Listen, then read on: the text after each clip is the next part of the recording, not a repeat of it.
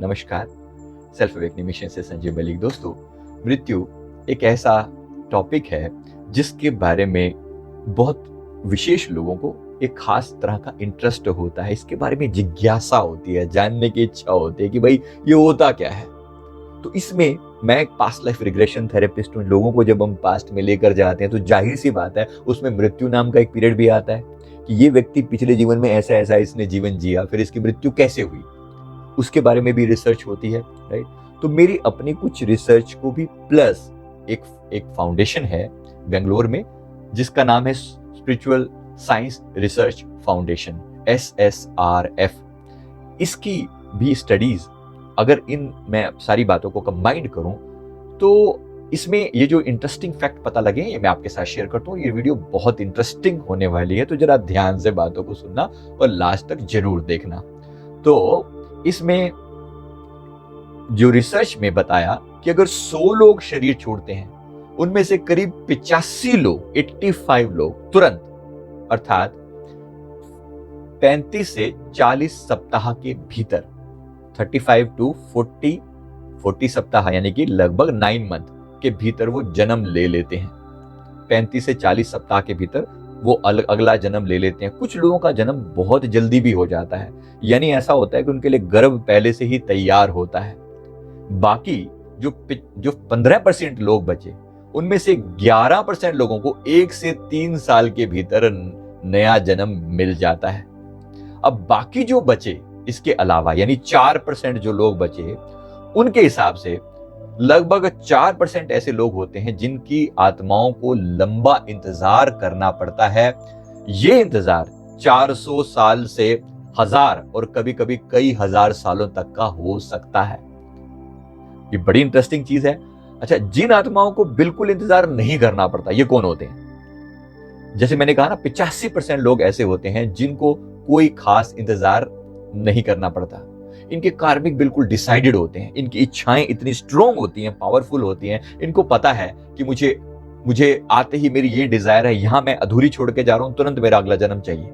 तो उनके पहले से ही उनकी मेंटेलिटी के हिसाब से वो तैयार हो चुका होता है, अगला गर्भ उनका तैयार हो चुका होता है, जन्म तैयार हो चुका होता है। आपको लगेगा बड़ा अजीब सा, ऐसा कैसे हो सकता है? अरे कुदरत के नियम है भाई, कोई मजाक नहीं है। कुदरत ने ऐसे ऐसे सिस्टम नेचर ने बना रखे हैं। उसको पता है ना कि किस तरह के लोग, कुछ लोग तो संसार में आपने देखा होगा ना कि मैं दोबारा आऊंगा, वो पहले से बोल के जाते हैं मेरी बैरक तैयार है, राइट। लोगों को पता होता है, कुछ लोगों को तो मन से पहले से इंटेंशन डाली होती है कि मैं दोबारा जन्म लूंगा या मैं मृत्यु के बाद यहाँ पैदा होऊंगा। ऐसा भी आपने बहुत लोगों के मुंह से सुना होगा। मुझे भी अपने बारे में बहुत कुछ पता है, मैं किसी और वीडियो में आपको डिस्क्राइब करूंगा कि अगले जन्म में कहां पर जन्म होगा और कैसा होगा, राइट। तो इसके बारे में लगभग 4% लोगों के बारे में जो मैं बात कह रहा हूं वो 300 साल से 1000 साल तक का इंतजार करना पड़ता है, और कई हजारों सालों का इंतजार भी ऐसे लोगों का हो सकता है, राइट। तो ये जो मैं कह रहा हूं फाउंडेशन SSRF की जो बात कर रहा हूं, मैडम ब्लेविट्स्की के नाम आपने अगर नहीं सुना तो मैं आपको बता दूं, और लेड बीटर, इन दोनों ने एक थियोसॉफिकल सोसाइटी को सेटअप किया है। इन दोनों ने मिलकर जो रिसर्च की है उसके हिसाब से जो इस रिसर्च का टॉपिक है वो ये है कि लगभग 85% लोगों को मृत्यु के तुरंत बाद गर्भ मिल जाता है। इसकी वजह जो है वो क्योंकि सामान्य आत्माएं जो होती हैं उनका शरीर से अटैचमेंट होता है और नया शरीर जन्म लेने में उनको कोई खास इंतजार नहीं करना पड़ता और ना ही कोई खास कठिनाई होती है। इनके कार्मिक फिक्स होते हैं, इनकी इच्छाएं फिक्स होती हैं, इनको जन्म मिल जाता है। लेकिन जो बहुत विशेष टाइप के लोग होते हैं जिनके अंदर कुछ खास प्रतिभाएं होती हैं, अब वो पॉजिटिव भी हो सकती हैं और नेगेटिव भी हो सकती हैं, ऐसे लोगों को जन्म लेने के लिए अच्छा खासा इंतजार करना पड़ता है। क्योंकि जो असाधारण आत्माएं होती हैं वही असाधारण लोगों के यहां पर ही जन्म लेती हैं। आप सोचिए, अगर पिछले जीवन में कोई महाठग, महाचोर, महादुष्ट या महासाधु ऐसा व्यक्ति जो आज इस जीवन में असाधारण है, इस व्यक्ति को जन्म लेने के लिए भी वैसी ही मां का गर्भ चाहिए ना, क्योंकि तभी तो फ्रीक्वेंसी मैच करेगी ना। आप सोचिए, सोल को क्या चाहिए होता है? सोल ढूंढ रही है अपने टाइप की फ्रीक्वेंसी वाले लोगों को, जहां पर उसकी सिमिलर टाइप की माहौल हो सके, जहां पर वो अपनी आगे की यात्रा वैसे ही कर सके जैसे वो यहां पर फिनिश करके जा रही है।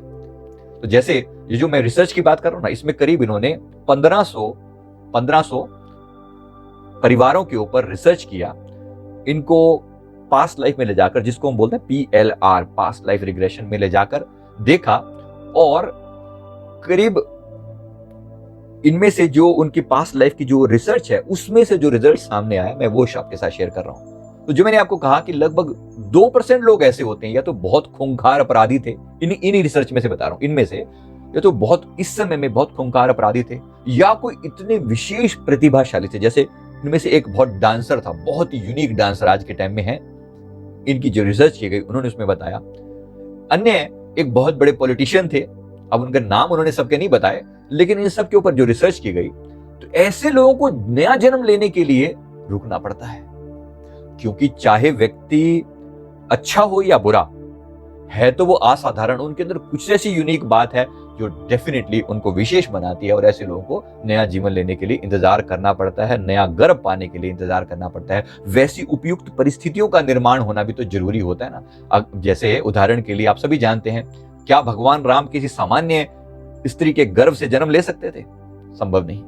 उसके लिए उनके लिए विशेष वो चाहिए, ऐसा गर्भ चाहिए जहां पर उस महान शक्ति को अपने भीतर स्थापित करने के लिए वो महान तप किया होना चाहिए। आपने सुना होगा ना कि माता कौशल्या ने पिछले जीवन में कितना लंबा तप किया था, इसी तरह माता देवकी और माता यशोदा ने भी पिछले जीवन में कितना तप किया था। ये सेम बात भगवान बुद्ध, महावीर, गुरु नानक देव जी महाराज जैसी अवतारी महापुरुषों से लेकर जो रावण, कंस, अंगुलीमाल, चंगेज खां, औरंगजेब, इनके बारे में भी ट्रू है। ये भी कोई साधारण प्रवृत्ति वाले लोग नहीं थे। जो महान हस्ती हैं वो भी और जो नेगेटिव हैं वो भी, इन सब अपने अपने क्षेत्र में ये बिल्कुल एक्सट्रीम थे। ऐसे लोगों के लिए माताओं को या तो उन्होंने तप किया या उन्होंने कोई ऐसे बुरे कर्म किए थे कि उनके यहां पर ऐसी संतान पैदा हुई। इस तरह से इन खास आत्माओं को जन्म लेने में बहुत टाइम लगता है। तो संत महात्माओं के पूर्व जन्म के बारे में आज भी ओशो का जिक्र आपने शायद सुना होगा। उदाहरण, ओशो ने एक बार अपने प्रवचन में बिल्कुल क्लियर कहा था कि उनका पिछला जन्म 700 साल पुराना है। 700 साल पहले जब वो कोई अनुष्ठान कर रहे थे, अनुष्ठान पूरा होने के 3 दिन पहले ही उनकी हत्या हो गई थी और उनका सूक्ष्म शरीर उपयुक्त गर्भ को तलाशता रहा। लगभग 700 साल पुरानी बात थी ये। उसके बाद जब ओशो ने इस जीवन में जन्म लिया तो दोबारा वैसा गर्भ तलाशने में जहां पर वो आकर अपनी पुरानी साधना को कंप्लीट कर पाते, इसमें लगभग 700 साल बाद वो सिचुएशन पैदा हुई। इसलिए ओशो ने जिक्र किया कि उस अनुष्ठान जो कि 3 दिन का बचा था अनुष्ठान पिछले जीवन में, उसको इस जीवन में पूरा करने के लिए उन्हें 21 वर्ष तक इंतजार करना पड़ा और 21 वर्ष की एज में उन्हें सेल्फ रियलाइजेशन हुआ। तो बड़ी ही इंटरेस्टिंग स्टोरी है ये। आप उनके बारे में नेट पर पढ़ सकते हो। जो मैं कह रहा हूं ओशो के बारे में बड़े विस्तार से उन्होंने बताया है। तो जो मैं SSRF की बात कर रहा था, उसमें रिपोर्ट में उन्होंने बताया कि शरीर छूटते हुए नया जन्म नहीं मिलता, तो कुछ लोगों, कुछ ऐसी आत्माएं होती हैं जिनकी इस जीवन में जिन्होंने खूब मेडिटेशन किया होता है, ऐसे लोगों को अलग अलग लोगों की यात्राएं करने को दी जाती हैं।